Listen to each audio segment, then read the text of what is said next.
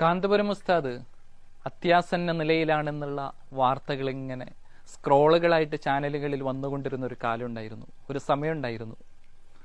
ആ ഒരു സമയത്തൊക്കെ നമ്മളൊക്കെ വല്ലാത്ത സങ്കടത്തിലായിരുന്നു. പക്ഷെ എത്രയോ മനുഷ്യരുടെ പ്രാർത്ഥന കൊണ്ട് ഒരത്ഭുതം പോലെ ഉസ്താദ് വീണ്ടും ജീവിതത്തിലേക്ക് തിരിച്ചു വരുന്നത് നമ്മൾ കണ്ടു.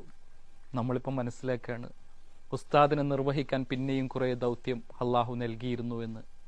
ആ ദൗത്യത്തിലെ ഏറ്റവും പ്രധാനപ്പെട്ട ഒരു ദൗത്യത്തിന് വേണ്ടിയിട്ട് അള്ളാഹു ഉസ്താദിന്റെ ആയുസ് നീട്ടിക്കൊടുത്തതായിരിക്കാമെന്ന് നമ്മൾ തിരിച്ചറിയുകയാണ്.